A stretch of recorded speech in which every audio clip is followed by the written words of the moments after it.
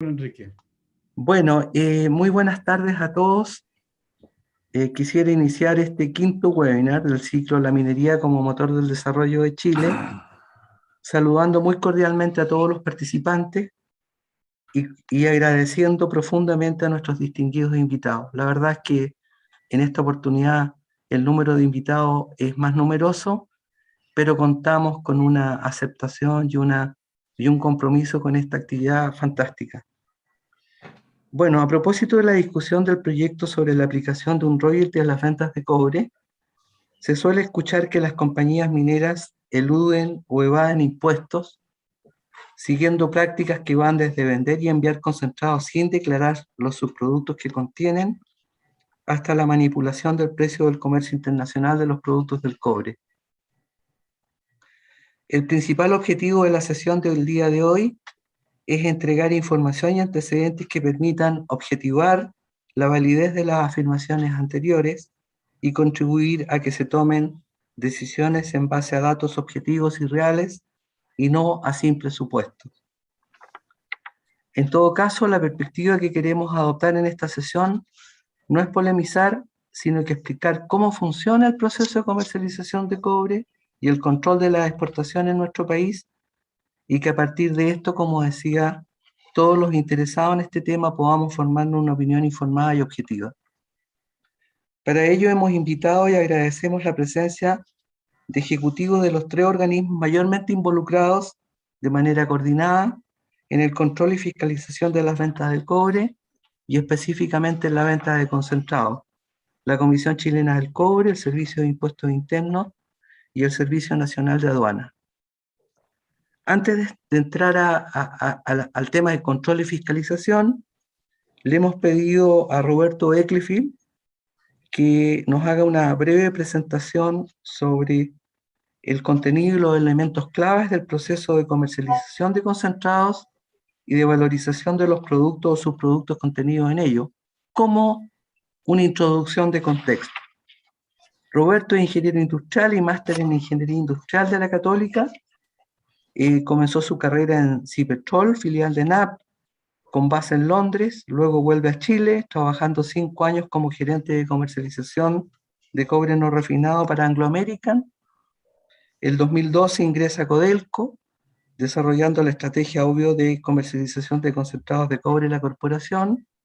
El año 18 asume como vicepresidente de comercialización, cargo que desempeñó hasta el 2020. Adicionalmente, Roberto es profesor del curso de comercialización del Magíster en Gestión y Dirección de Empresas para la Industria Minera de Ingeniería Industrial de la Universidad de Chile. Roberto, muchas gracias y adelante. Muchísimas gracias, Enrique. Gracias por la invitación a todos los organizadores, a la Católica, a la Universidad de Chile y a la SONAMI. Estoy muy contento de poder hacer esta presentación, espero poder ser breve, dado que los tiempos son bastante acotados. Voy a compartir, yo tengo que compartir la presentación, ¿cierto? Ahí la compartí, no sé si la están viendo los participantes. Sí, se ve bien, se ve bien. Abre la boca.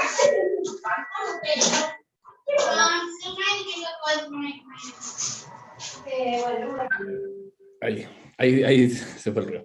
Bueno, muchas gracias y pretendo hacer una presentación que explique particularmente cómo se vende el concentrado de cobre, cómo se vende el cobre, explicando detalles, o algunos detalles o algunos puntos principales del contrato de concentrado de cobre, que es particularmente el que mayor interés genera en esta conversación. Como premisa, y para partir la discusión y para dar un contexto, el cobre tiene una particularidad que es bastante buena en mi opinión, que es un commodity que se transa y posee un precio de referencia internacional que se transa todos los días en la Bolsa de Metales de Londres. Todos los días, bueno, no solamente la Bolsa de Metales de Londres, existen 3 bolsas principales que son Londres, Nueva York y Shanghai. Todos los días se sabe con exactitud y todo el mundo valida ese precio que se transa abiertamente y transparentemente en el mundo. Ahora, lo que se transa, cuando hablamos del precio del cobre, lo que se transa efectivamente es el precio de un cátodo de cobre grado A. Es un producto particular. Ese cátodo de cobre grado A tiene todos los días un precio, se sabe en cuánto stock hay en el mundo y se hacen transacciones de compra y venta. Este cato de cobre grado A es bueno, es un commodity. De hecho, es tan commodity que si uno quiere ir a comprar un cato a la Bolsa de Londres, le van a entregar un cato grado A, pero uno no tiene la opción de elegir un cato de una refinería particular. Yo no puedo elegir, al comprar un cato, por ejemplo, un cato de la refinería Chuquicamata o de la refinería Salvador.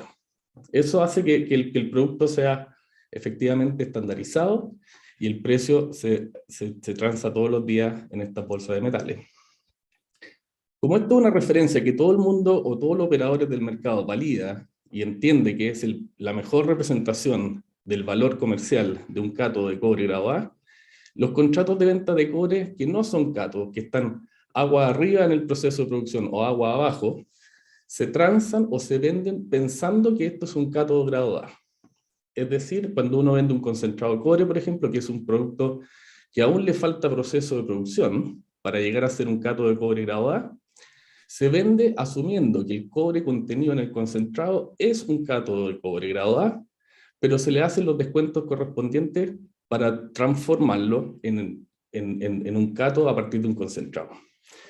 Los contratos que se utilizan particularmente en Chile, que es un país que tiene producción de cátodo, ánodo y concentrado, hacen referencia a todos los cátodos. Por supuesto, el contrato más sencillo es el de cátodos, que es el precio de la bolsa de metales por la cantidad de producto que uno vende. El de ánodos es el precio del cátodo menos el costo de refinarlo, porque ya pasó por el proceso de fundición, pero le falta el proceso de refinación. Y el precio del concentrado es un cátodo menos los costos de fundirlo y refinarlo. Esto se asemeja o simula un proceso más bien, o un contrato más bien de maquila. Pese a que es un contrato de venta, simula un contrato de maquila, donde el producto que uno está entregando, ya sea en concentrado, ya sea en cátodo, ya sea en ánodo, o incluso productos que van más allá de la cadena productiva del cátodo, como el alambrón, todos hacen referencia que es un cátodo de cobre grado A. El valor del cobre contenido se transa al valor del cátodo de cobre grado A. Si es que es un alambrón, por supuesto tiene un premio porque hay un proceso que se hizo adicionalmente. Si es que es un concentrado, hay un descuento porque se asumen que se le debe pagar al maquilador o al fundidor y refinador un precio o una tarifa para que él lo transforme en cátodo grado A.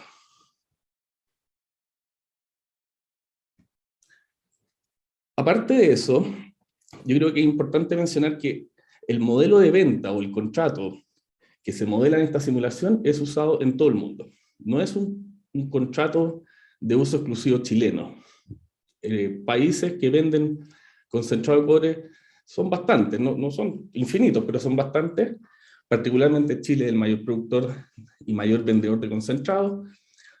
Razones porque también es el mayor productor de cobre a nivel mundial. Pero Perú, que está acercándose bastante a los niveles de venta de Chile en concentrado de cobre, Brasil, Australia, Canadá, todos los países que transan concentrado de cobre en el mundo usan el mismo modelo de contrato, que es, como decía anteriormente, una simulación de una maquila, donde yo contrato el servicio de maquila del concentrado de cobre. Este contrato, como decía, se usa en todo el mundo y simula la maquila. Entonces, puede ser un poquito repetitivo, pero para dejarlo bien establecido, cuando yo vendo 10.000 toneladas de concentrados que tienen un 30% de cobre, quiere decir que estoy vendiendo 3.000 toneladas de cobre, y esas 3.000 toneladas de cobre se precian o se valorizan al precio equivalente de un cátodo grado A de la Bolsa de Metales de Londres. El oro y la plata se hacen de la misma forma. Se asume que el oro y la plata contenida en el concentrado de cobre se valorizan al precio de referencia internacional de las bolsas de metales preciosos, como si se estuvieran vendiendo lingotes refinados de oro y plata. Dado que, como se mencionó anteriormente, esta es una simulación de una maquila en el contrato de venta, se asumen que en el proceso productivo, tanto de fundición como refinación, van a haber pérdidas metalúrgicas, y eso se descuentan. Y se asumen pérdidas metalúrgicas estándares y bastante cercanos a los valores de recuperaciones o pérdidas metalúrgicas que tienen la fundición y refinería a nivel mundial. Y después de eso, se negocia con el fundidor o maquilador y refinador, se negocia una tarifa, que es el costo de transformar ese concentrado en un cátodo. Y se negocian dos tarifas si es un concentrado. La tarifa de fundirlo y transformarlo en ánodo, y refinarlo y transformarlo en cátodo.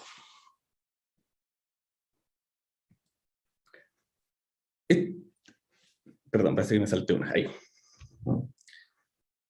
Dado los dos puntos anteriores, que son los principales referentes al cobre en el concentrado de cobre, los dos términos comerciales más relevantes son la deducción metalúrgica, que asume que va a haber una pérdida metalúrgica en el proceso de fundición y refinación, y el costo de tratamiento o fundición y el costo de refinación de los concentrados.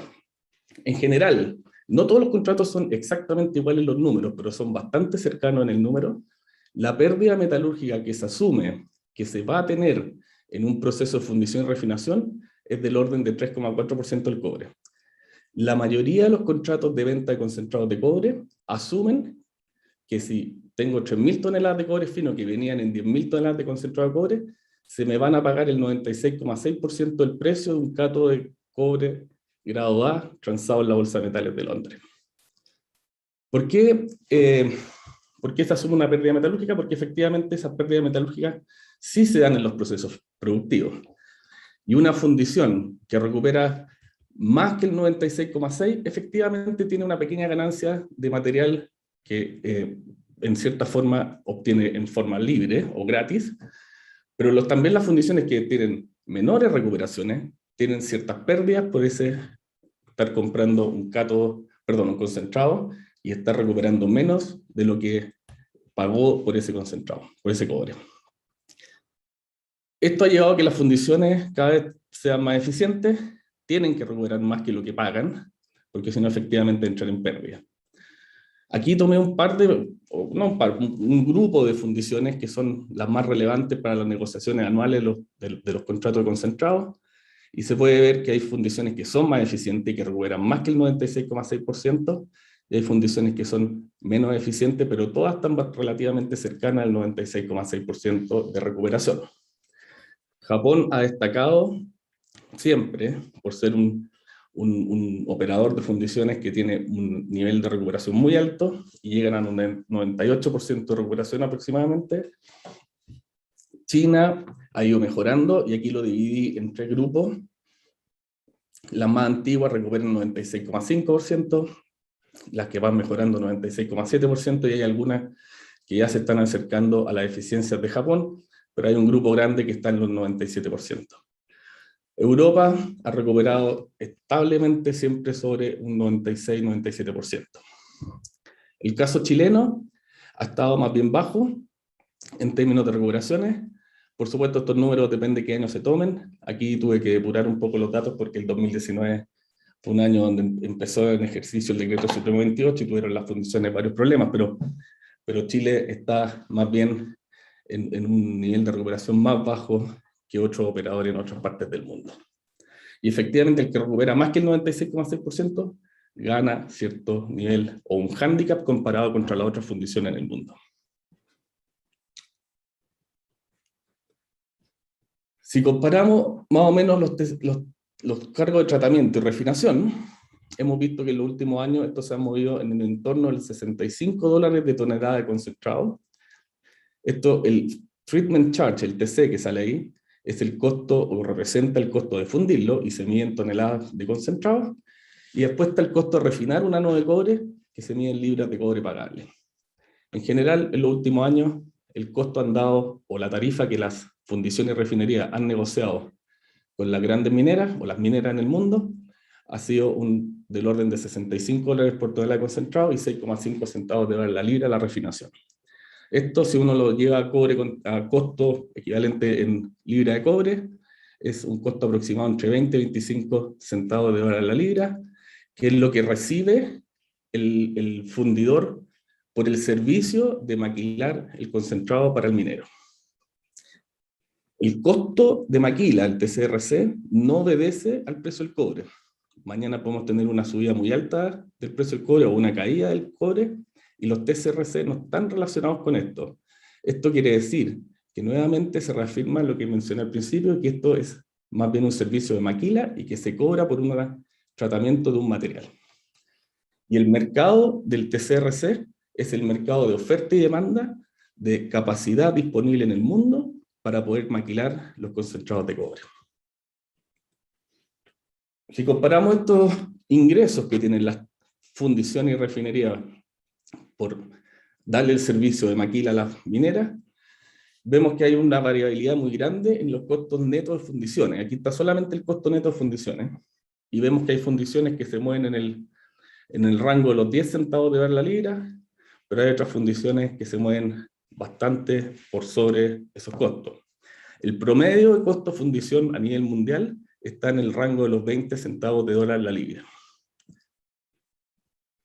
En el caso de la refinación, también existe una variabilidad importante. El costo promedio de la fundición de la refinería a nivel mundial es del orden de los 5 centavos de dólar la libra, pero hay refinerías que están más cerca del 2 centavos de dólar la libra, y hay refinerías que están más cerca de los 10-12 centavos. Y esto es un mercado competitivo. Aquí hay capacidad disponible, hay costos que tienen algunos operadores, y la fundición de refinería a nivel mundial están compitiendo por tratar de obtener los concentrados para poder llenar sus capacidades y ofrecer un TC y un RC, o una tarifa de maquilación, lo más atractivo para el minero.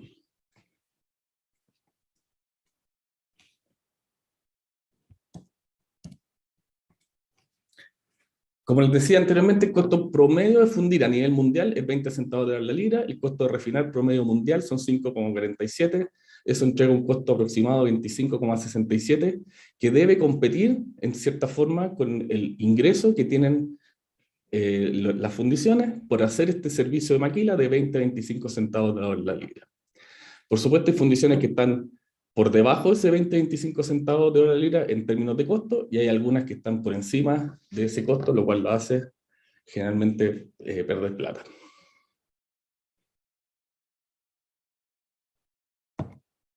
No me avanza ahora.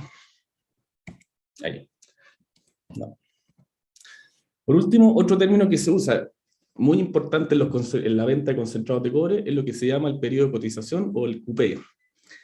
El QP reafirma que este modelo de venta es un modelo que simula la maquila.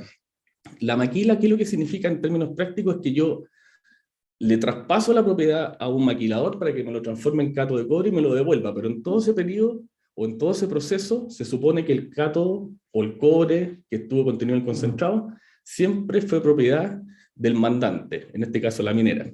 Como este es un contrato de venta, en que yo traspaso la propiedad al momento de embarcar el concentrado de cobre, lo que se busca es simular como si él me devolviese el cátodo de cobre. Y como él me paga el cobre que yo le entrego, se asume que él va a tomar un tiempo en procesarlo, que se estima que para un concentrado de cobre son de 3 a 4 meses, dependiendo la distancia de la fundición con referencia a la mina, en transformar ese concentrado de cobre en un cátodo de cobre. Entonces, cuando yo le entrego el material, se lo vendo, pero después de 3 o 4 meses, dependiendo del acuerdo comercial que haya con el fundidor, se va a mirar el precio de ese mes en particular y se va a tomar el precio final de ese contrato o ese embarque. Para el minero, perdón, los 4 meses salen de este pequeño gráfico.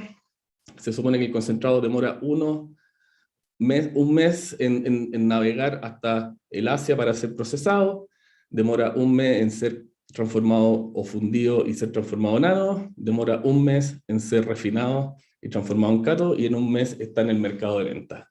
Eso quiere decir que si yo lo entrego hoy día, en 4 meses más vemos el precio, y se supone que a ese mismo instante el que me compró el concentrado de cobre a mí lo está vendiendo en el mercado, entonces no tiene exposición al precio, lo cual simula de muy buena forma lo que es un proceso de maquila o un contrato de maquila.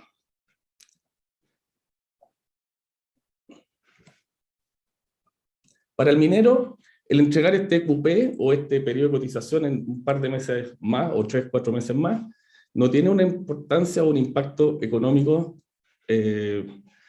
para el minero. ¿Por qué? Porque lo que estoy entregando hoy día y que se va a tomar el precio de 3 o 4 meses más, estoy hoy día apreciando lo que entregué hace 3 o 4 meses anterior. Y asumiendo que una empresa minera tiene una producción más o menos estable y más o menos estable mensualmente, el periodo de cotización no tiene un impacto económico relevante.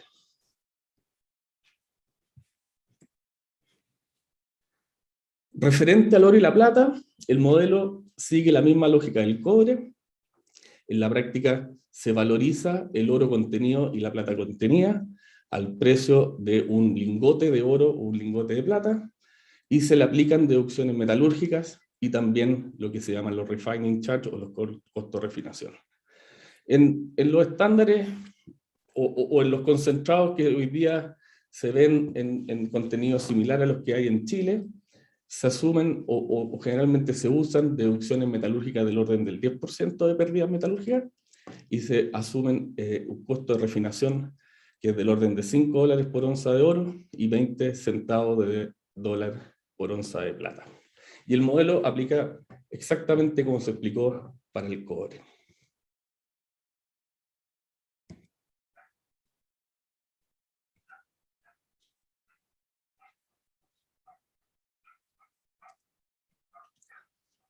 Como siguiendo la misma lógica del contrato maquila, donde se está pagando un servicio de transformación del cobre contenido en concentrado en cátodo y del oro y la plata contenida en el concentrado en lingotes de oro y plata, también existen algunas penalizaciones por impurezas contenidas en el concentrado. El deshacerse o el tratar impurezas como por ejemplo el arsénico tiene un costo para la fundición. A mayor entrega de arsénico, mayor costo en el tratamiento y en la disposición en forma segura de esa impureza. En el caso chileno, los concentrados son relativamente limpios. Existen muy pocas impurezas penalizables. Ha sido bien importante en los últimos años el arsénico que apareció en un par de minas en Chile, particularmente en Chuquicamata y en Ministroales, y en algunas oportunidades también en Coyahuasi. Pero en general los concentrados de cobre que se venden desde Chile tienen bajas penalizaciones o bajos contenidos de impureza. La penalización asume que hay un costo por tratar este arsénico, y en el estándar mundial se utiliza una penalización de $2,5 por cada reducción de 0,1% en una tonelada de concentrado de cobre, si es que el arsénico es sobre 0,2%. Niveles de minas chilenas conocidas como el Teniente, por ejemplo, están bajo 0,2%, Andina está un poco por sobre el 0,2%, pero bastante cercano al 0,2, 0,3%, y solamente minas como Chuquicamata están en niveles que en algunos momentos ha estado cerca del 1 y un poquito más por ciento, y Ministroales, que al momento de partir su operación fue uno de los grandes problemas que tuvimos en la comercialización, porque tenía un nivel de arsénico de cerca de 4 a 5%. Ahora, en el caso de Ministroales, eso se solucionó con el tostador, y hoy día existen bastante menos penalizaciones por temas de arsénico. Entonces, con este modelo de contrato, las decisiones comerciales que realizan los mineros, o las áreas comerciales de la minería, en general obedecen a una evaluación de todos estos términos. Hay veces que hay empresas que prefieren negociar un poco más la penalización de arsénico porque tienen mayores contenidos arsénicos, versus quizás negociar un pagable de oro un poquito más atractivo o un TCRC. Pero todo se evalúa siguiendo el modelo de contrato que les traté de explicar en muy poquitos minutos, y tratando de maximizar el valor de la venta, pero por supuesto siguiendo lo que es un mercado internacional. O sea, en general el contrato y los términos comerciales que se acuerdan a nivel mundial siguen reglas de negociación que son entre un minero o mineros muy grandes o un grupo de fundidores que también hacen el tratamiento y el servicio de maquila. Aparte de eso, es bueno mencionar que en Chile existe la capacidad instalada, quizás no para el 100% de la producción, pero existe la capacidad instalada para hacer todos estos procesos, tanto fundir como refinar el cobre, como también para recuperar los metales preciosos de las refinerías de cobre.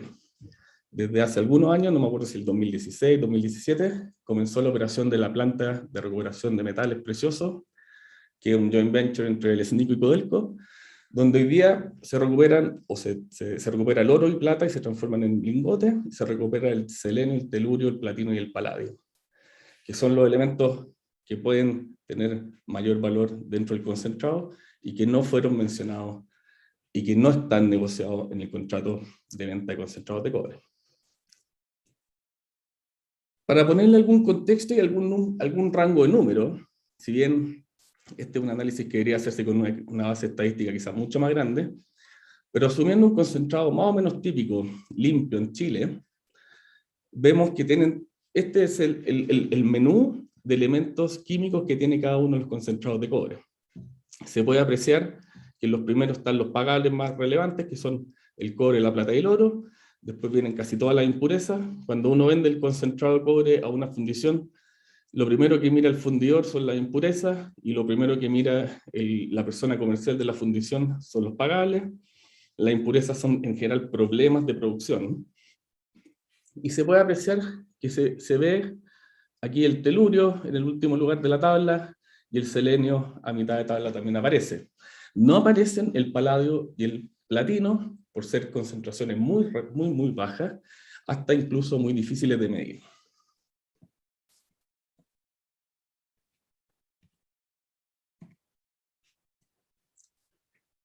Para ponerle algún valor y estimar cuánto vale y cuánto se deja de cobrar por algunos elementos que no están en el contrato de concentrado de cobre, aquí utilicé una estimación de un concentrado de cobre, más o menos creo yo promedio de la industria chilena, con un contenido promedio de 27% de cobre, 1 gramo de oro por tonelada, 100 gramos de plata, telurio y selenio en base a la tabla anterior, y el platino y el paladio lo obtuve haciendo lo que recupera esta planta de recuperación de metales preciosos, porque efectivamente en los análisis típicos de los concentrados chilenos en general no aparecen por ser concentraciones muy bajas.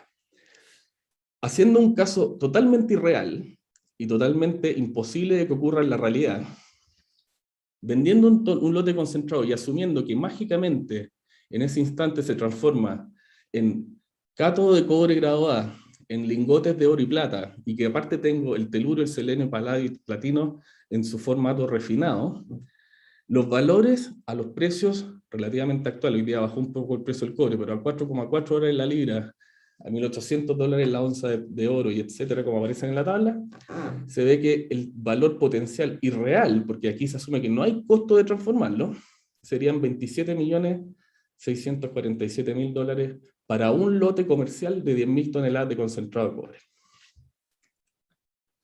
En el contrato se hacen pagables, con algunas deducciones metalúrgicas, pero se hacen pagables los primeros 3 elementos que por supuesto corresponden a la mayor cantidad de valor dentro del lote comercial. Si ahora yo comparo ese valor con el valor que se obtiene en el contrato de venta, en la primera tabla, en la primera columna muestro el valor que se mostró anteriormente, donde el cobre está valorizado como si yo recuperase el 100% inmediatamente como cátodo grado A. Al ponerle la deducción metalúrgica del 3,4% o un pagable de 96,6%, obtengo un valor de 25.230.000 en vez de los 26.190.000. Eso es tan simple como multiplicar el contenido de cobre al precio de la bolsa de metales de Londres y con la deducción metalúrgica o el pagable de 96,6%. En la plata, haciendo el mismo ejercicio, se tiene que los 803.000 dólares en ese concentrado particular de cobre se valorizan y se pagan al minero 723.000 dólares porque tiene una deducción de 10%. Y lo mismo con el oro. El selenio, el telurio, el paladio y el platino, efectivamente, en el contrato de venta concentrado no se pagan. Eso hace, aparte de eso, se suman en la última fila lo que son las deducciones, que son principalmente los cargos de tratamiento, los cargos de refinación, tanto de cobre como de plata y oro, y este es el valor que efectivamente se le está entregando al maquilador. Es decir, aunque yo lo tratase por mi cuenta, en mi fundición, en mi refinería y en mi planta de tratamiento de recuperación de metales preciosos, yo debería tener una pérdida que debería rondar el 1.100.000 dólares, y le estoy pagando por el servicio maquila al fundidor y refinador 953.000 dólares. Esto en total es una reducción de un 8% del valor a los precios actuales de un concentrado de cobre, pero al maquilador se le está pagando un 3 a 4%, Y el restante, que es la diferencia por los pagables, se asume que es una pérdida metalúrgica que en cualquier evento va a ocurrir. Si a esto también se le suma el arsénico, porque en el ejemplo anterior se hablaba de un concentrado limpio, y asumiendo un concentrado de un nivel de 0,4%, que es más que el promedio, creo yo, en Chile, en un lote de 10.000 toneladas, haciendo la fórmula que se mostró anteriormente, son $2,5 por tonelada, por 10.000 toneladas, pues la diferencia entre el 0,2, que bajo 0,2 no se cobra nada, y 0,4 es $50.000. Es decir, yo al fundidor, si tengo un nivel de arsénico de 0,4%, debería pagarle 953 más $50.000 por el tratamiento de ese contenido arsénico.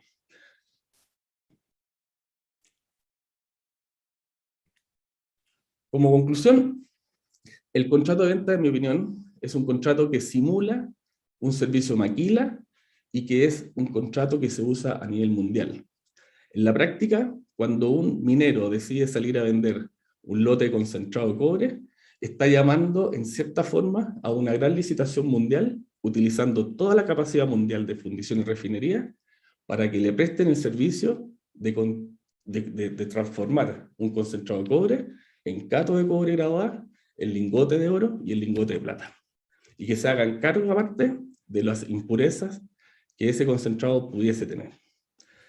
Esto ha llevado a que el mercado de fundición de refinería, que es muy grande, particularmente después del crecimiento chino, sea muy competitivo. Y lo que se puede apreciar en los últimos años es que los TCRC, o los costos de tratamiento, o los costos de maquila, hayan ido más bien a la baja. Del total del valor hipotético y real del concentrado de cobre, a los precios actuales se está traspasando un 3 a 4% al maquilador para que lo transforme. Este 3 a 4%, como se mencionó anteriormente, no tiene, o este valor que se traspasa no tiene relación con el precio del cobre. Si el precio del cobre cae, por supuesto, ese 3 a 4% va a tender a subir, si el precio sube, va a tender a bajar. Las decisiones de venta de concentrado o inversión en capacidad de tratamiento, en mi opinión, pasan por esta variable. ¿Puedo yo competir contra la fundición a nivel mundial? ¿Y cómo la evalúo? Lo evalúo contra este contrato de venta, que como les dije anteriormente, simula una gran licitación a nivel internacional, a nivel mundial, de tratamiento y refinación de cobre, oro y plata. Y con eso les doy las gracias, porque si no, Enrique me va a cortar. Muchas gracias. Bueno, muchísimas gracias, Roberto, por tu presentación y por ser tan riguroso en el tiempo. Te lo agradecemos porque la sesión de hoy día es un poquito más larga. Me gustaría darle la palabra ahora entonces a don Marco Rivero Keller, abogado de la Universidad de Chile y actual vicepresidente ejecutivo de la Comisión Chilena del Cobre. Marco, desde marzo del 90 a marzo del 2010 se desempeñó en la Cámara de Diputados como abogado coordinador y jefe de asesores legislativos de la bancada de diputados del Partido Renovación Nacional, y entre marzo del 2010 a marzo del 2014 ejerció el cargo de fiscal de la Corporación de Fomento de la Producción. Bueno, muchas gracias por estar acá, Marco. Te agradecemos tu presencia y bueno, ya los tiempos los conversamos, así que adelante. Aprovecho que una vez que termine, Marco, van a haber dos comentarios cortos y podríamos, si el tiempo nos da, aceptar algunas preguntas. Estela, las hacemos por el chat mejor, ¿no? Sí, yo creo que es mejor por el chat. Bueno, muchas gracias. Adelante, Marco.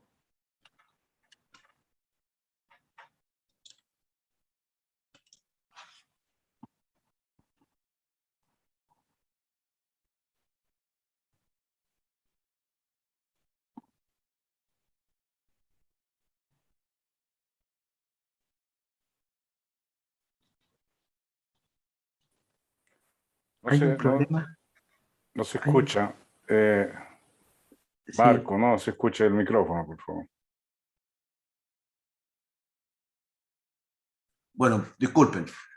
Primero, bueno, saludar a todos los presentes y un saludo especial a Sergio Hernández, que fue una persona que desempeñó el cargo de vicepresidente de esta comisión, y el fruto del trabajo que voy a exhibir, indudablemente también él contribuyó a realizarlo y también a a desarrollar los equipos profesionales que nos permiten hoy día mostrar lo que vamos a exhibir. Y también lo hago con mucha humildad porque advierto en el auditorio distinguidos profesores que siempre a mí me despertaron la mayor de las admiraciones. Así que con esas dos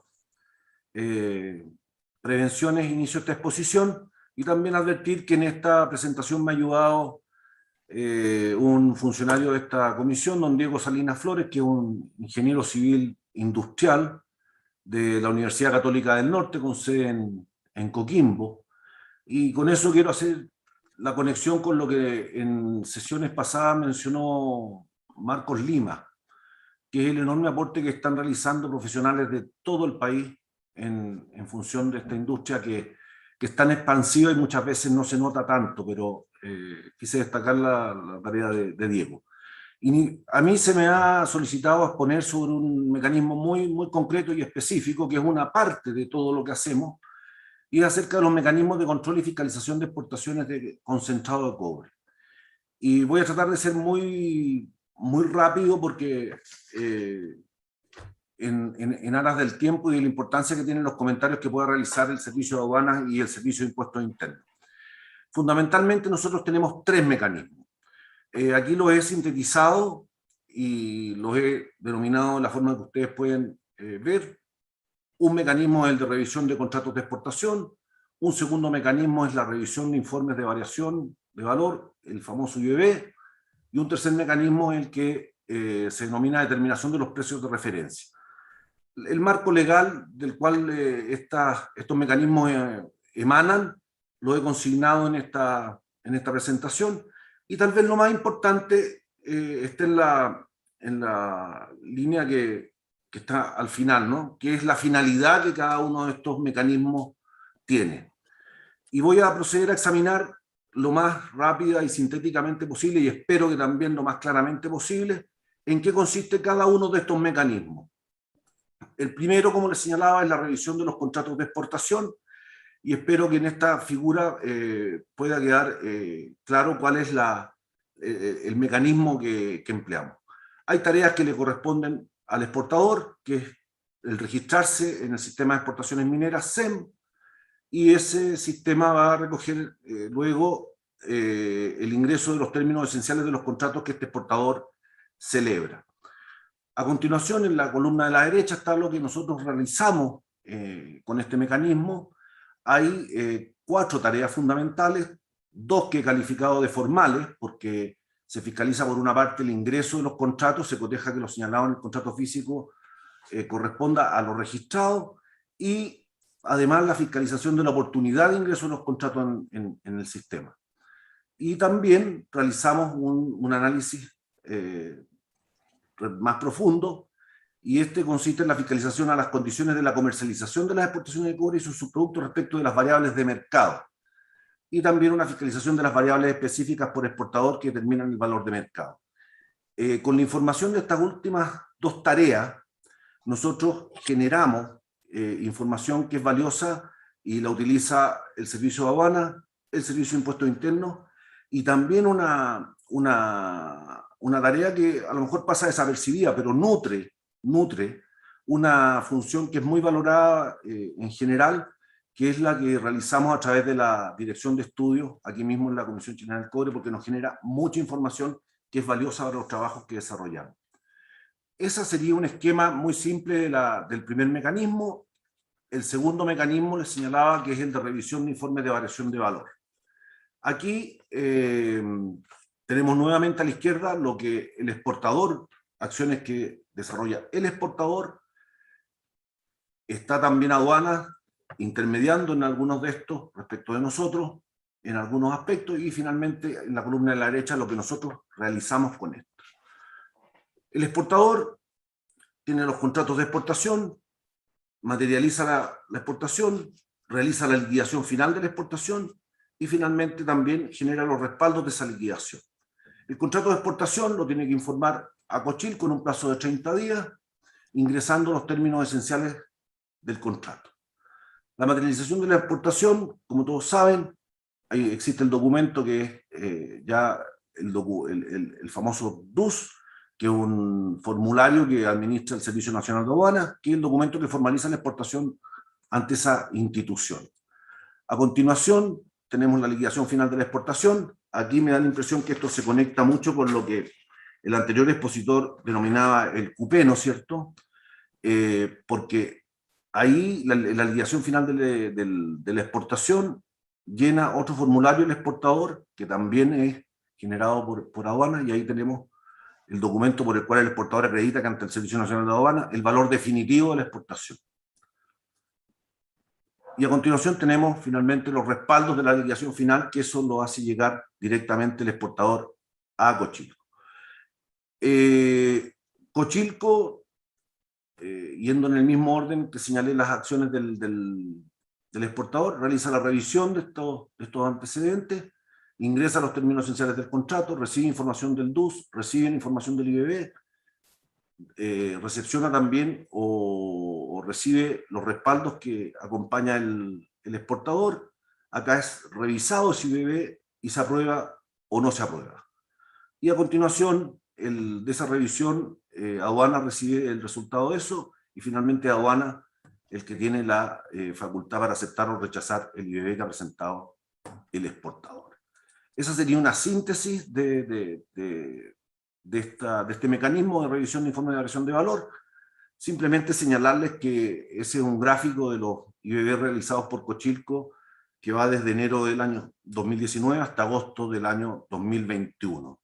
Me da la impresión de que tenemos, si fuera por dar una magnitud de cosas, el año 2020 se revisaron 14.591 IBB, y lo que va corrido del 2021, 9.130.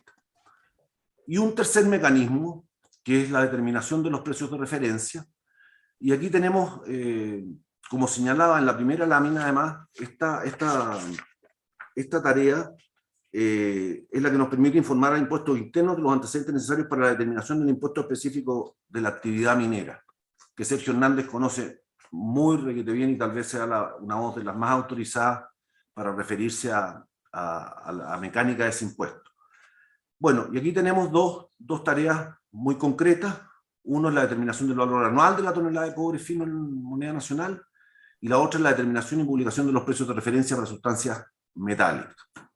¿Cómo lo hacemos? En el primer caso, nos guiamos por la cotización diaria de la Bolsa de Metales de Londres, hacemos las conversiones a moneda nacional según el dólar observado, hacemos el cálculo del promedio anual, y esto lo publicamos anualmente en el Diario Oficial, y también se lo informamos al Servicio de Impuestos Internos. Algo similar se hace con la determinación y publicación de los precios de referencia para sustancias metálicas, la obtención del precio de los metales.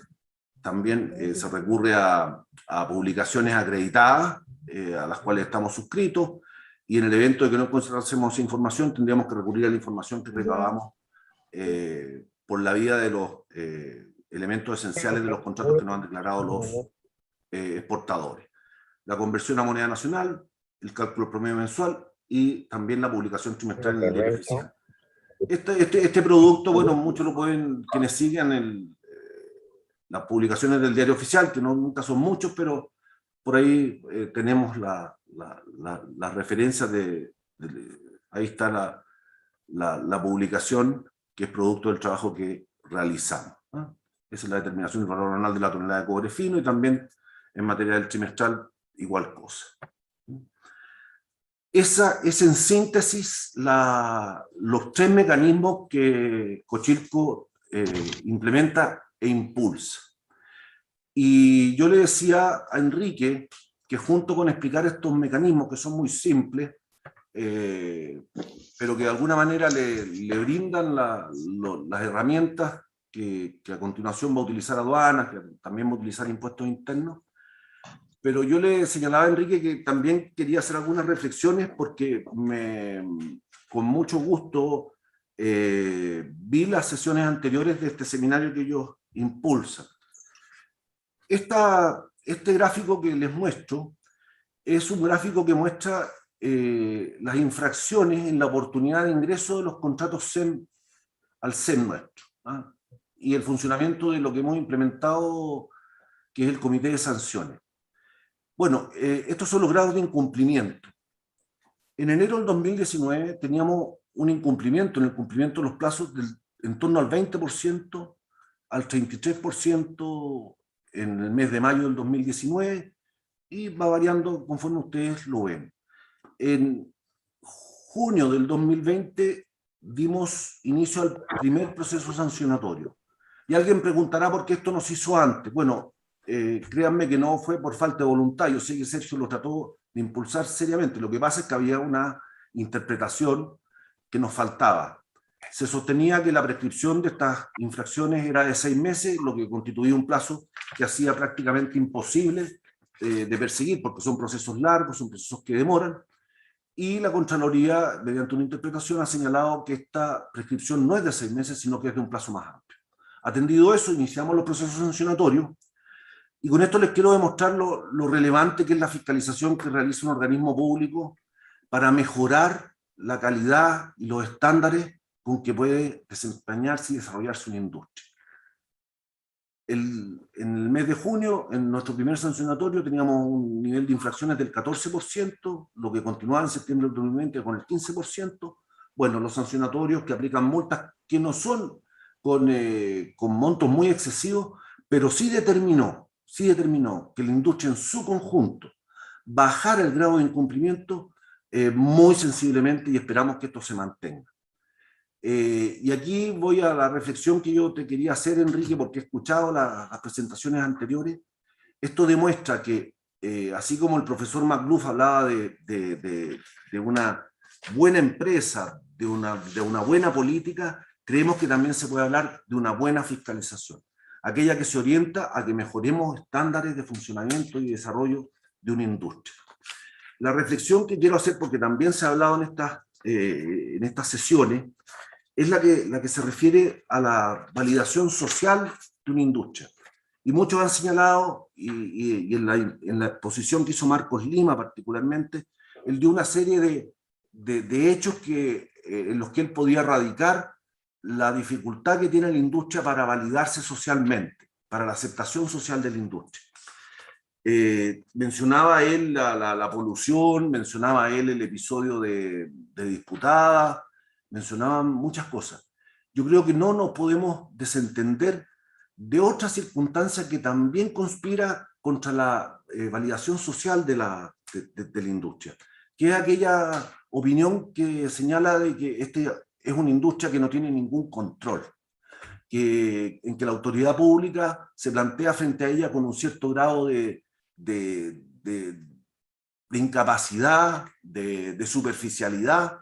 Bueno, quise poner este ejemplo, porque aquí se demuestra que efectivamente la acción de fiscalización seria por parte de un organismo público puede colaborar, puede ayudar, puede ser un elemento importante para mejorar la licencia social que se ha denominado. Esto yo estoy muy influido tal vez por un libro que leí recientemente de Fernando Acosta, en que habla sobre la minería del siglo XXI y en que se hace cargo en un capítulo de este tema.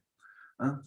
Y yo les quería mostrar esa lámina, creo que es decidora, y también a raíz de lo que les digo, debemos todos reflexionar en la validación social de la industria. Yo creo que todos tenemos una responsabilidad que cumplir. Y nosotros como organismos públicos, fiscalizadores, también podemos actuar en ese sentido.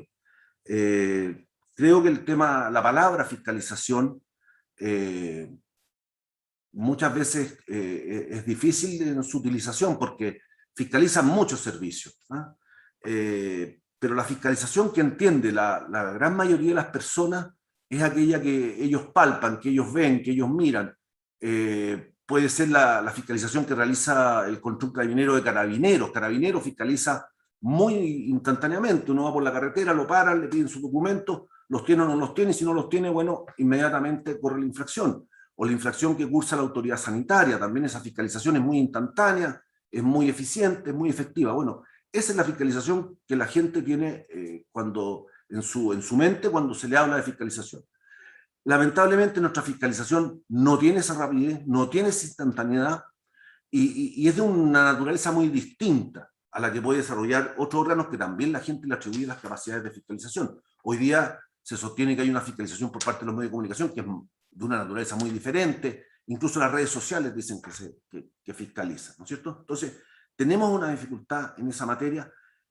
Por otra parte, la divulgación, la transparencia de nuestros procesos se ve restringida. Yo creo que este problema lo compartimos con aduanas, lo compartimos con impuestos internos, de que por otra parte estamos obligados, ¿no es cierto?, a conservar cierta discrecionalidad o más bien el secreto o confidencialidad de la información que recabamos.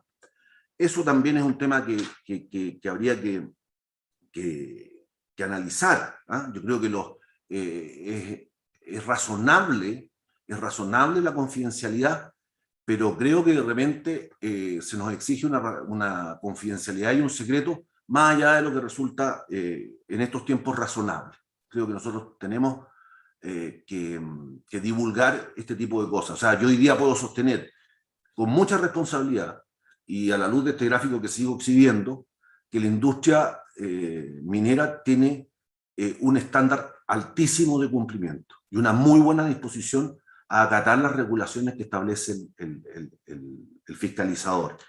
Creo que también ahí tenemos que hacer una distinción, y me recuerdo de una presentación, una exposición que también escuché en esta instancia. No podemos confundir la fiscalización con la permisología, que se va a denominar. La permisología, a mi juicio, es un tanto peyorativa, ¿no?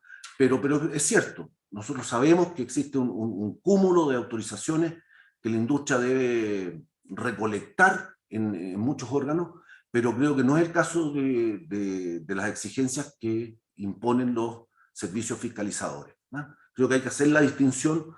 Creo que la fiscalización es necesaria, es indispensable, y creo que puede contribuir efectivamente a mejorar la licencia social o las condiciones de la licencia social. Hoy día yo leía, y la prensa ha sido particularmente interesante en el día de hoy, más que por los escándalos que nos tiene acostumbrados, por dos cosas. Primero, y creo que está entre los presentes, leer con mucha atención la columna de don Sergio Vitar, en que yo creo que nos hace reflexionar. La acción del Estado tiene que acrecentarse respecto de los desafíos que tiene la minería en el futuro. Todos coinciden en que tenemos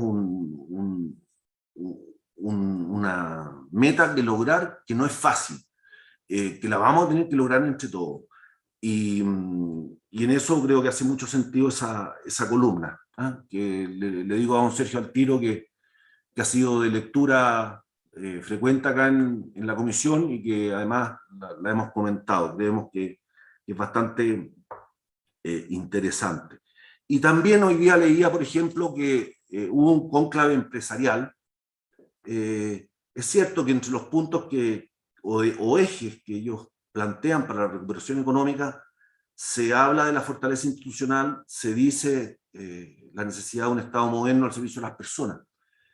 Pero yo, modestamente, y realmente lo hago con mucha modestia, creo que la modernización del Estado y la racionalización y el fortalecimiento de la fiscalización por parte de los órganos del Estado es un tema también muy importante.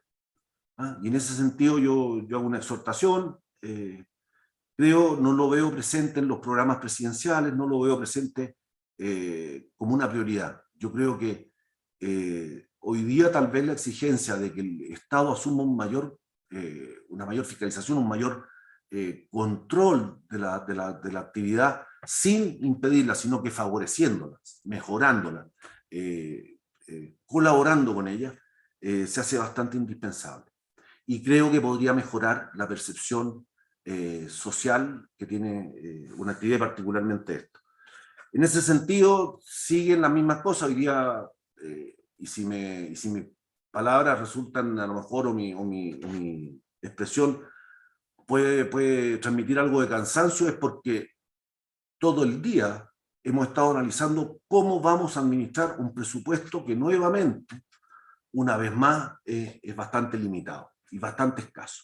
El profesor Patricio Meller, que también asistió a una de estas reuniones, escribió un libro hace ya más de 10 años, en que nos explicaba la relación de los presupuestos de que nosotros disponemos como órganos fiscalizadores respecto de otros ministerios y de otras instituciones.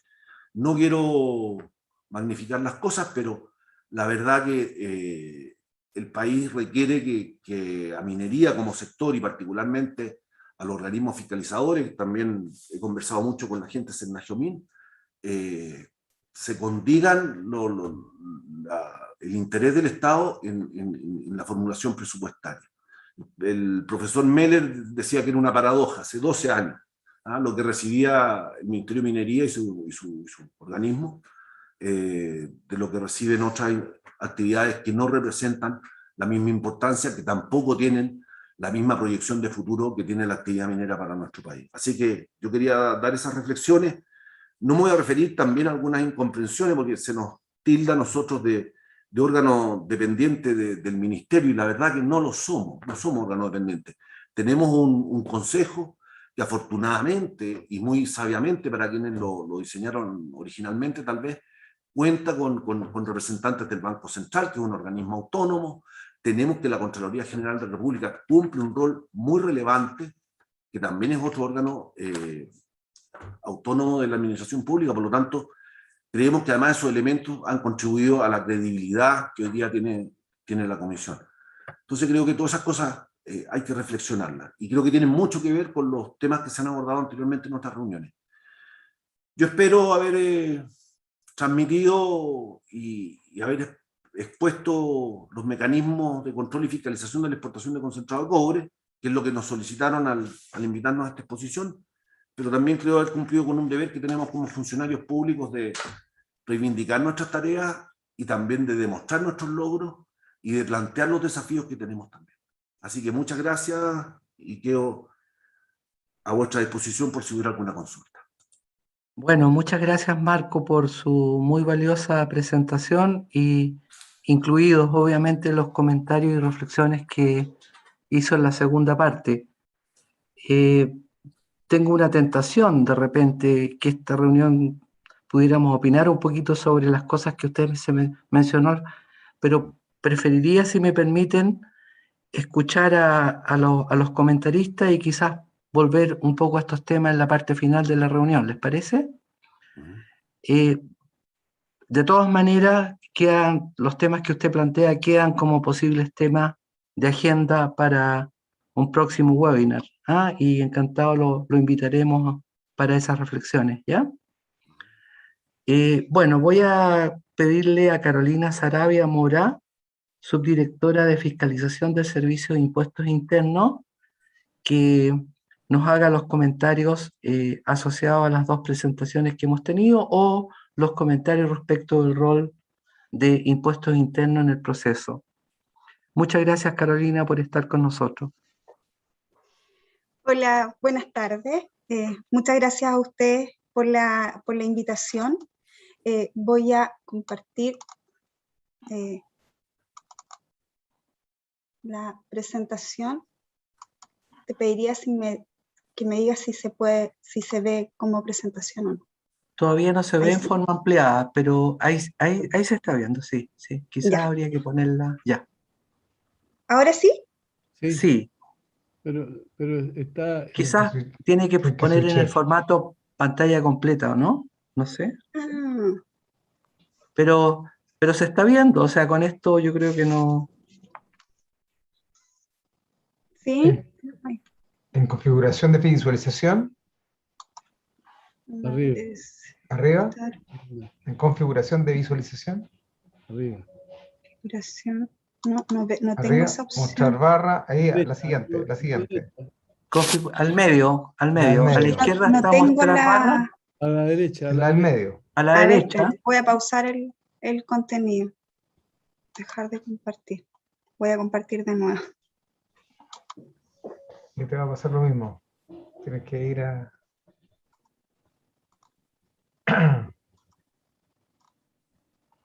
Un segundo. Yo creo que no,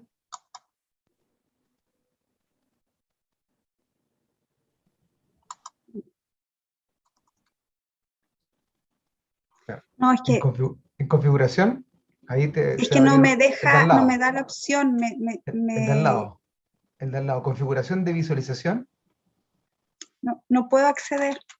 ¿no puede? Qué raro. Ya, No. pero Ahora puedes sí, pasar. ahora sí. Ahí Ahí Ahí lo sí. apareció. tocas, No, tienes que tocarlo y elegir ahora sí. swap. Ahora sí. Ahí Ahí está. sí.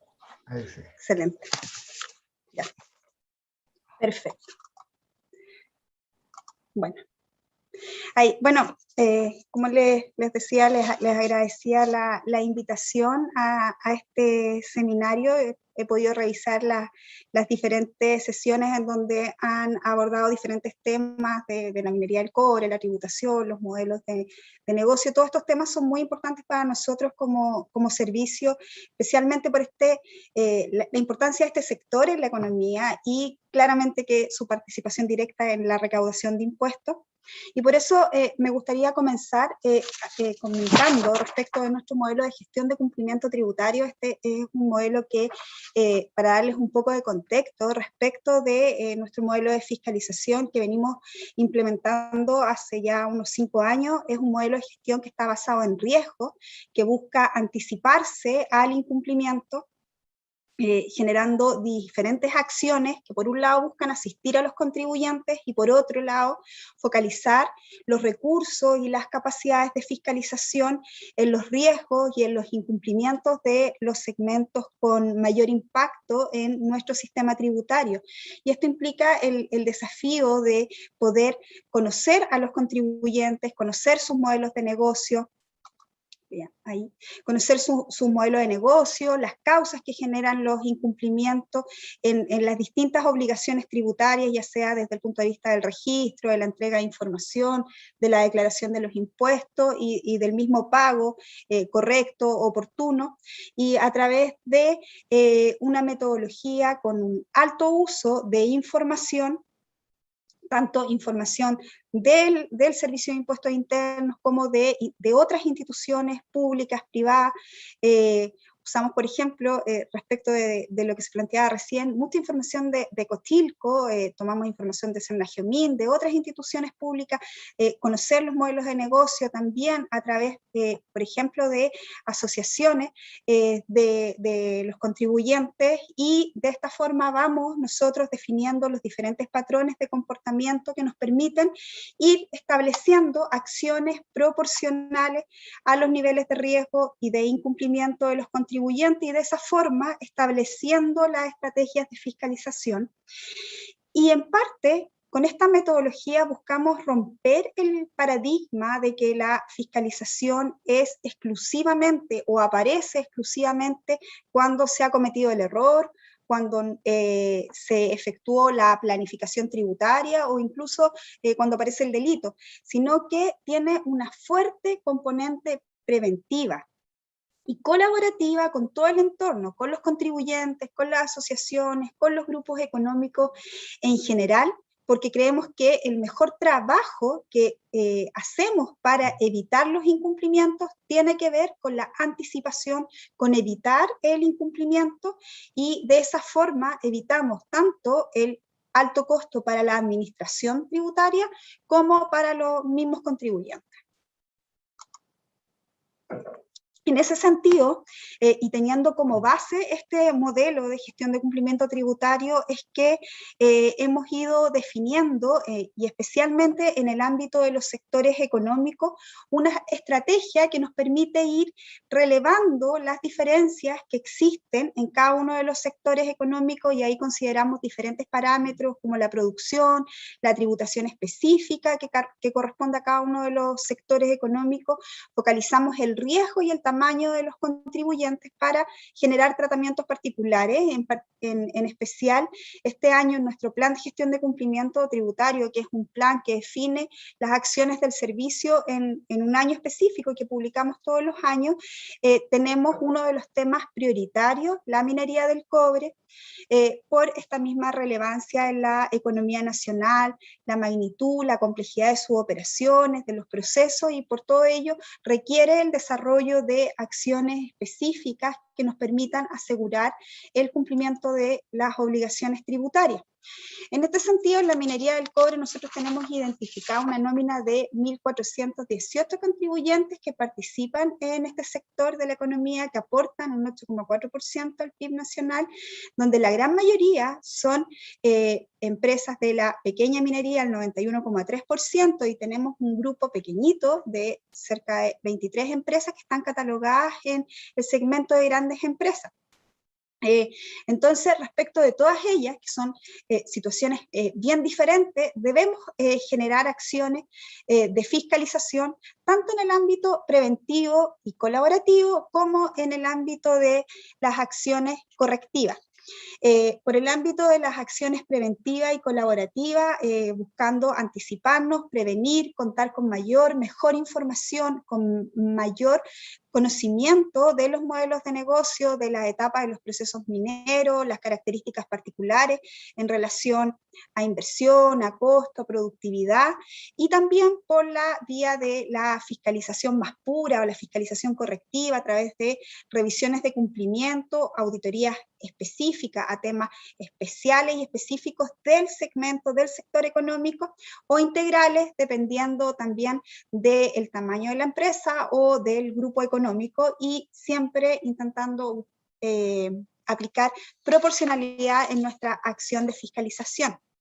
En ese ámbito, dentro de las acciones preventivas y colaborativas que buscan privilegiar esta colaboración y esta asistencia, hemos venido desarrollando una serie de acciones, no solo este año, sino que en los últimos años, como por ejemplo, acuerdos de colaboración tributaria con asociaciones gremiales. Ahí nosotros tenemos un acuerdo de colaboración desde el año 2019 con el Consejo Minero, que tiene como objetivo favorecer ese trabajo preventivo, y este tipo de acuerdos forman parte de un trabajo que nosotros iniciamos el año 2017 con agrupaciones de distintos sectores de la economía, que tienen un impacto al fomentar buenas prácticas y promover el cumplimiento tributario entre sus asociados. Y esto todo en el marco de una facultad que nos entregó una de las reformas tributarias del año 2016 para realizar actividades de capacitación, fomentar acuerdos de promoción del cumplimiento tributario. Por otro lado, también tenemos acuerdos de colaboración para el cumplimiento tributario con grupos económicos. Especialmente tenemos un acuerdo con una empresa de este sector económico, y que también buscan promover el cumplimiento, fomentar la oportunidad en la entrega de información, buenas prácticas y un ambiente de colaboración basado en la transparencia y en la confianza mutua entre el servicio y el grupo, con el objeto de prevenir y, en los casos que corresponda, reducir las contingencias tributarias. Por otro lado, algo que también hemos intentado fomentar y fortalecer son los procedimientos de consulta respecto a la posible aplicación de normas antielusivas de carácter vinculante, especialmente, y acá lo que nosotros buscamos es que las empresas se anticipen en forma previa a sus reorganizaciones o a sus cambios, por ejemplo, en los contratos, de forma que en esos aspectos en donde las empresas, especialmente las grandes empresas, visibilicen que podría existir un impacto tributario, entonces vengan ante el servicio. Y podemos hacer esa revisión preventiva para indicar que si el impacto tributario podría tener algún carácter elusivo en una fiscalización posterior. Entonces me anticipo, presento mi planificación, presento mi modificación de contrato, presento mis cambios en la estructura de la empresa. Luego, tenemos una serie de convenios y mesas de trabajo con instituciones públicas y privadas que en el ámbito de la minería, con lo cual lo que nosotros hacemos es conocer mejor el sector económico, conocer los modelos de negocio, conocer estos tipos de contrato, conocer los costos en las diferentes etapas de los proyectos mineros, para poder hacer comparaciones correctas, para poder hacer acciones correctas cuando corresponda y detectar o determinar situaciones que pudiesen ser anómalas a la normalidad. Y así también, en el ámbito de los pequeños mineros, hemos establecido ahí también un trabajo con ENAMI para habilitarlos en el sentido de que sepan cuáles son sus obligaciones, sepan cómo tienen que cumplir, en qué caso es renta presunta, en qué caso deben tributar con renta efectiva, y ahí hemos realizado charlas especialmente a este grupo de contribuyentes con el ánimo de prevenir futuros incumplimientos. Ahora, en el ámbito ya de la fiscalización en base a acciones correctivas, que es cuando llegamos después o revisamos después de que ya han sucedido las acciones, ahí, en el primer punto que ha sido objeto de nuestros análisis, tiene que ver con la internación de bienes de capital. El sector de la minería claramente que tiene un crecimiento en el gasto en inversión, y hemos hecho varios análisis a partir de información tanto del Banco Central como de Cochilco, que nos muestran que tenemos que estar en un monitoreo permanente en los proyectos, en las diferentes etapas, en el impacto en su cumplimiento tributario, como por ejemplo a través de la evolución del gasto por depreciación, servicios, los aumentos de insumos críticos, y todo lo que pudiese generar una diferencia de impuestos a partir de dichas situaciones, o también que pudiesen ser materia de precio de transferencia y que es necesario abordar.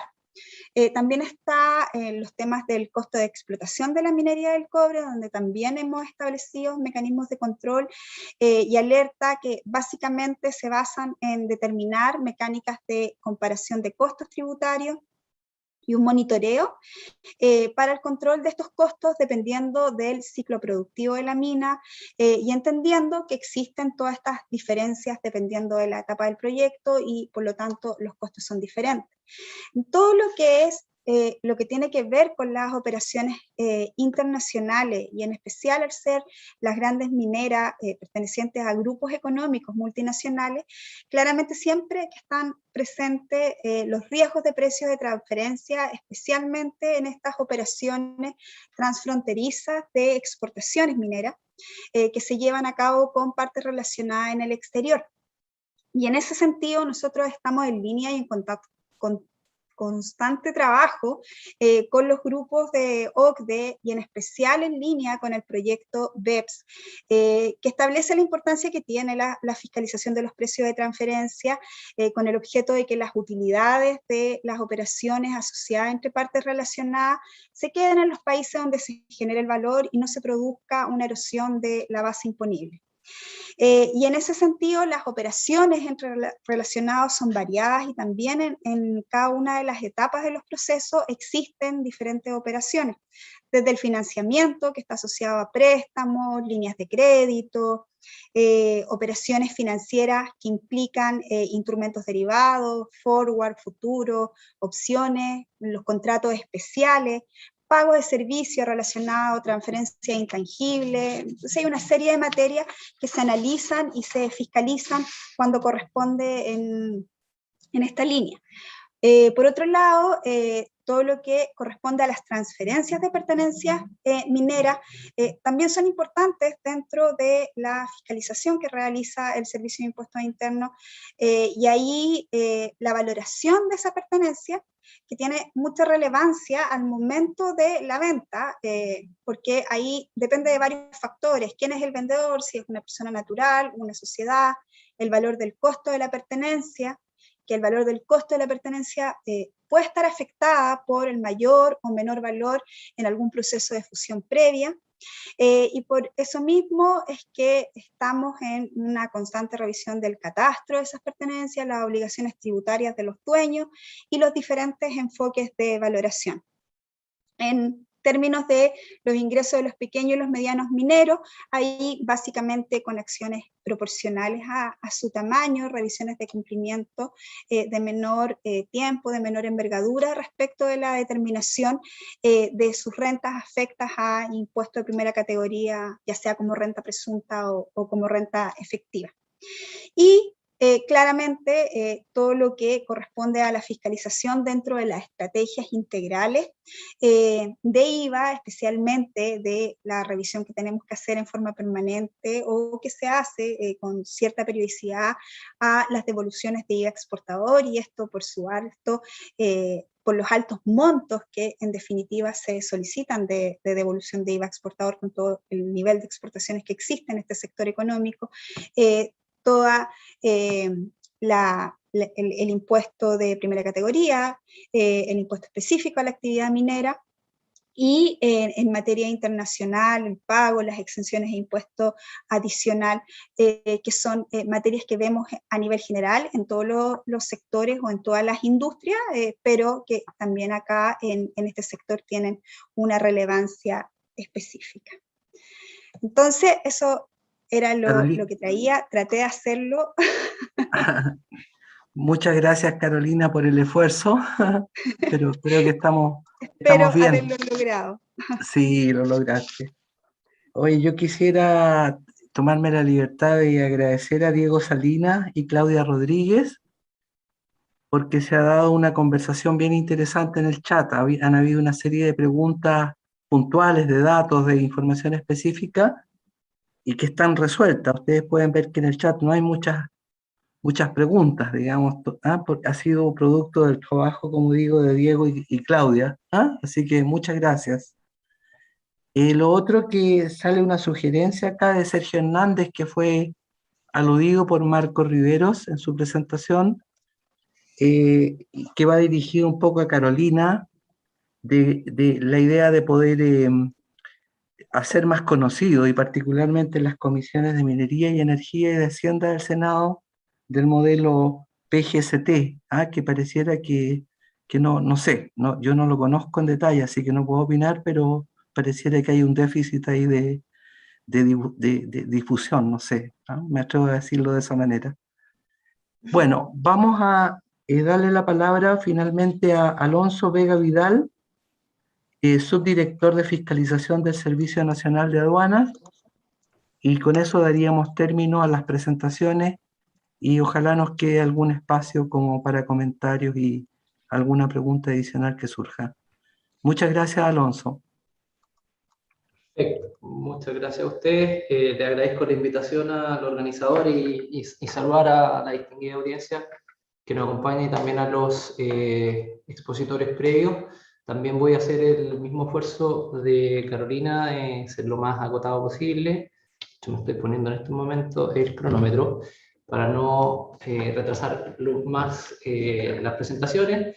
Y lo que vamos a abordar a continuación es un resumen bien rápido de cuál es el rol de la aduana en este trabajo interinstitucional que implica la exportación de concentrado de cobre principalmente y el material minero. En este caso se van a dar cuenta de que van a hacer mucho sentido todo lo que han mencionado Marco y también los expositores previos como Carolina. Lo primero, y una cuestión que probablemente ustedes ya lo conocen, tiene que ver con cuál es la participación de la industria de exportación de cobre respecto a las exportaciones totales, a pesar de que son cerca de un 28% del valor FOB y un 22% de las toneladas totales exportadas. Son relativamente pocas las operaciones, representan un 0,2% del total, cerca de 3.000 operaciones respecto de casi un total de 1.200.000 operaciones que hemos tenido en los últimos 3 años, desde el 2019 al 2021.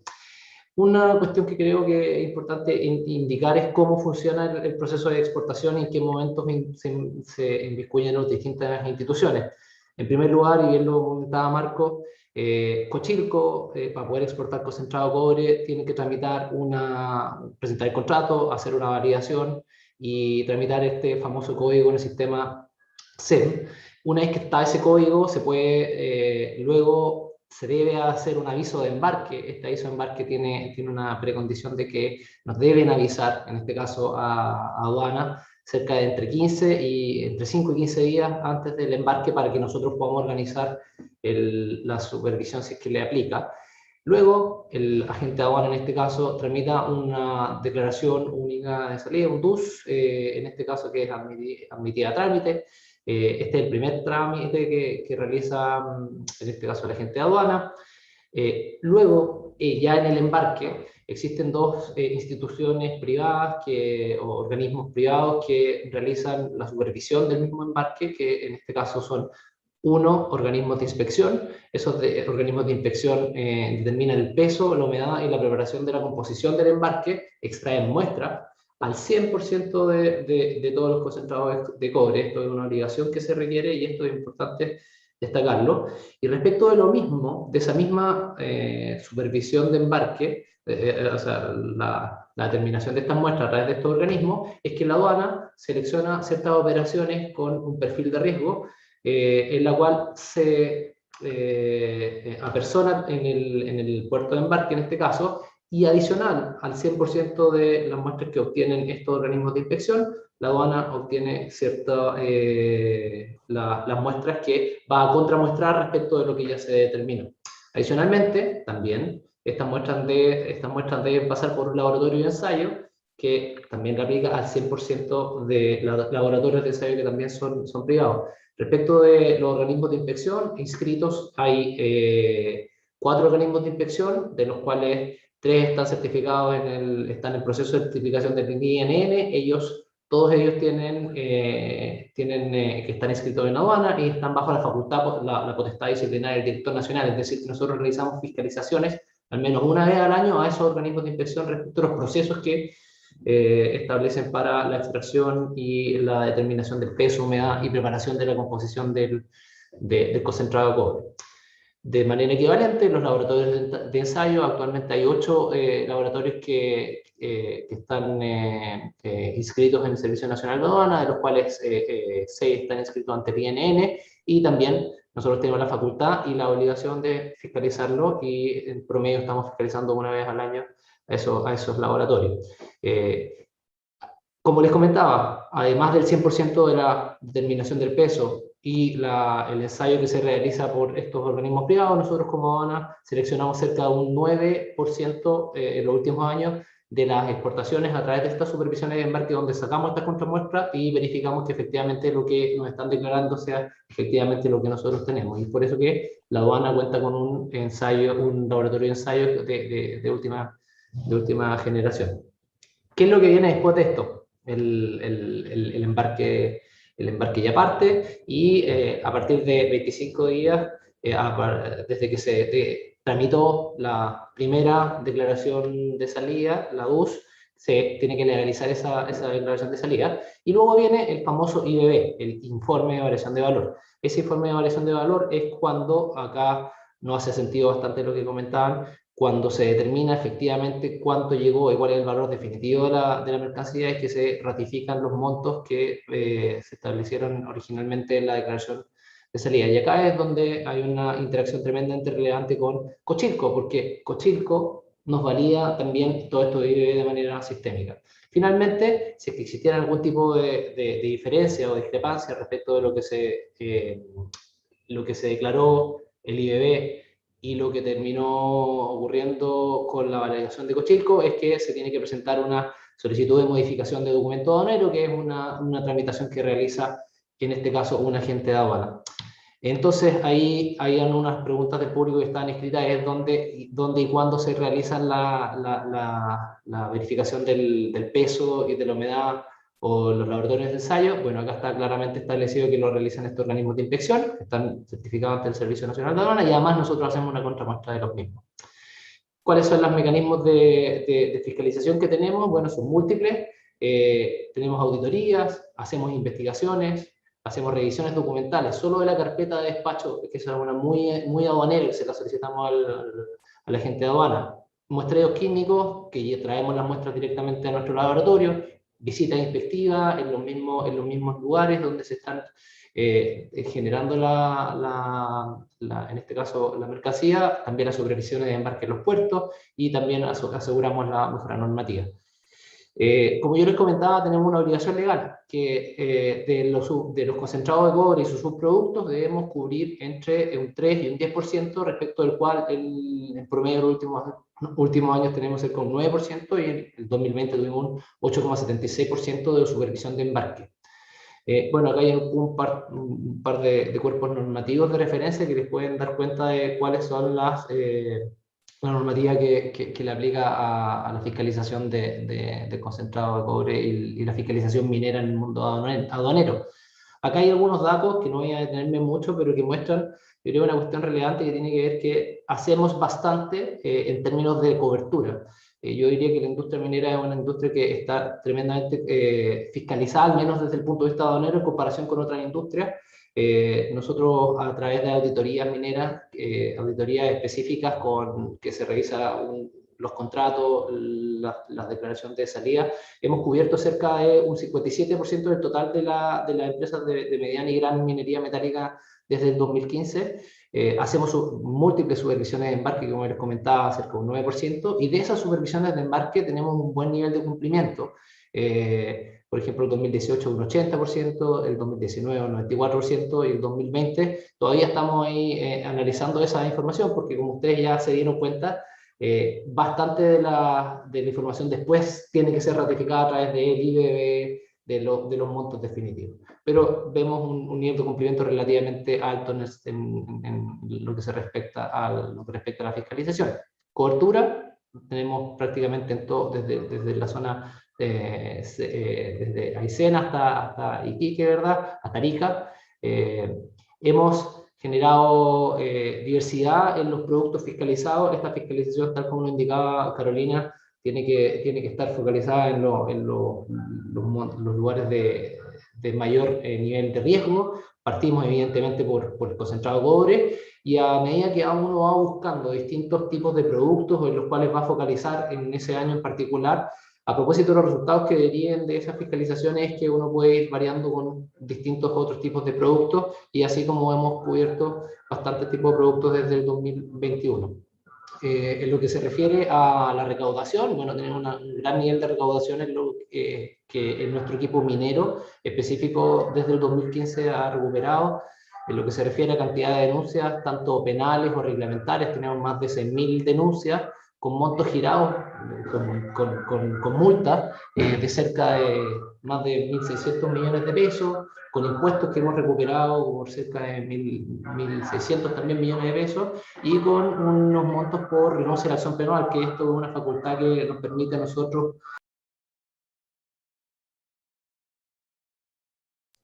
Perdón, me silenciaron, soy yo mismo, que les comento que estamos en Valparaíso y parece que están vendiendo algo ahí en la calle. Probablemente Lao York. Medio tarde, sí. Voy a tratar de cerrar esto.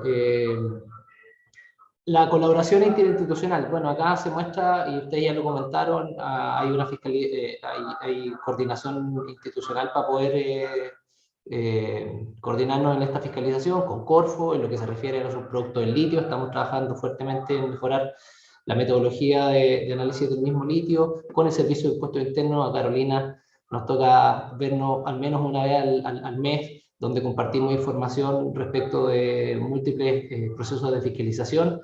¿Para qué decirlo con Cochilco? La coordinación es bastante evidente. Marcos vino recién ayer a Valparaíso, conoció nuestras dependencias en el laboratorio, donde se comen unos ricos pasteles, así que están todos invitados a venir a visitarnos.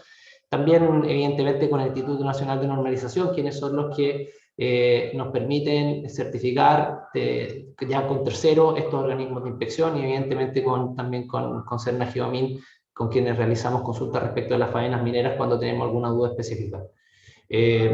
Para ir finalizando, a pedirme el tiempo, solo comentarles que tenemos un laboratorio químico. Me acompaña Verónica Santoro, que es la jefa del laboratorio, y acá el laboratorio químico no solo se dedica al material minero. Nosotros somos aduanas y tenemos que fiscalizar todo lo que entra o sale del país, y eso involucra desde productos mineros, pero pasando por calzado, plástico, tabaco, azúcares. Acá está una cobertura tremenda. Tenemos 19 profesionales.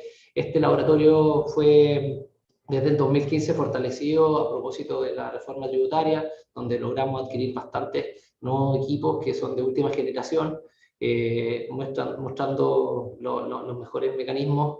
Acá hay algunas de las remodelaciones que hicimos en nuestras dependencias, y acá están algunas de las distintas muestras que hemos analizado, las muestras que hemos analizado, y también los análisis químicos que se hacen a cada una de ellas. Por cada muestra hay varios análisis químicos desarrollados, ¿verdad?, dependiendo del tipo de producto minero.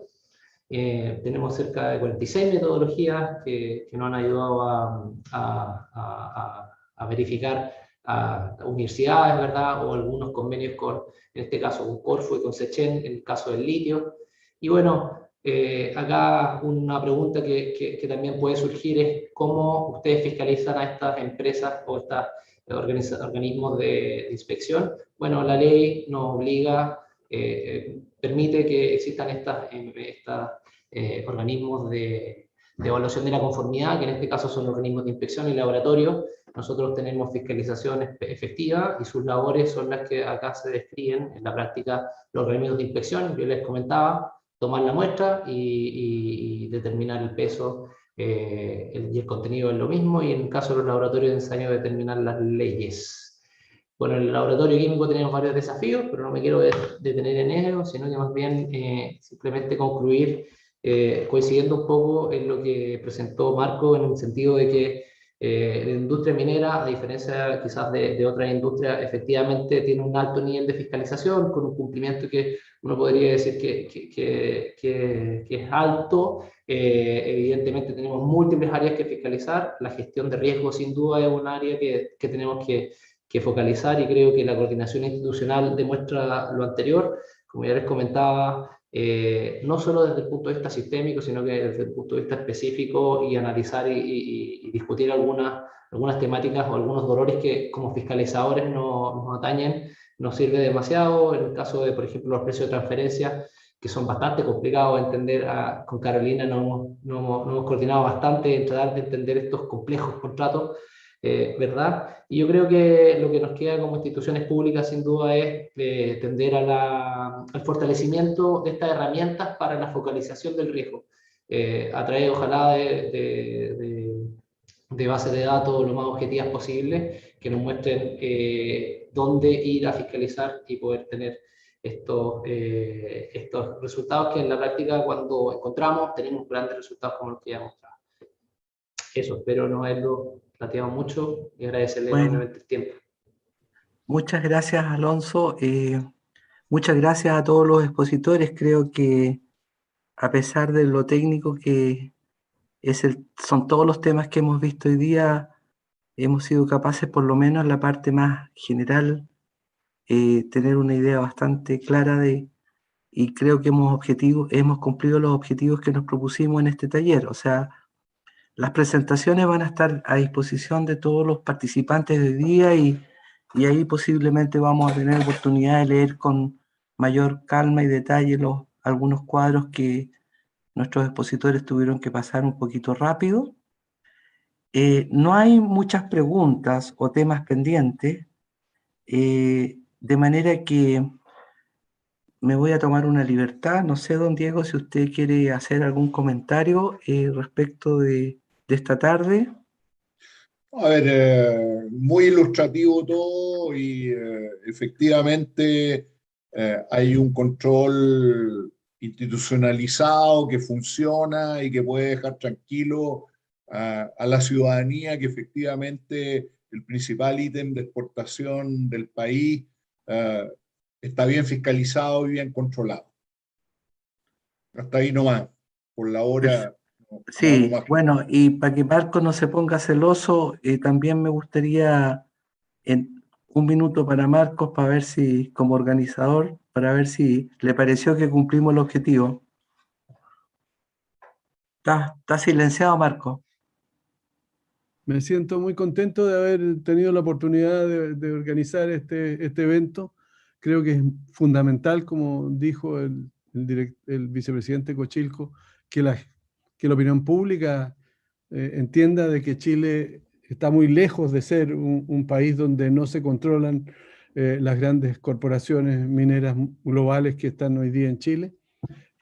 Creo que el trabajo es profesional del más alto nivel a nivel internacional y por lo tanto creo yo que todo este mito acerca de que nos pasan por la cola del pavo sencillamente no es otra cosa que unos estereotipos que hace muchos años que dejaron de existir en este país. Así que muchas gracias a los expositores, felicitaciones porque lo hicieron en tiempo y forma como nosotros esperábamos. Y esperamos contar con ustedes, con esta audiencia tan numerosa en las próximas presentaciones que serán tan interesantes como esta y como las anteriores. Así que muchas gracias. Bueno, gracias a todos. Fantástico que hayamos llegado con esta asistencia a las 8:10 de la tarde, así que se cumplió un poco también el tiempo. Gracias Roberto, gracias Marco, gracias Alonso, gracias a todos los que expusieron, a Carolina, porque tuvieron una muy buena disposición en un muy corto tiempo para apoyar esta tarde.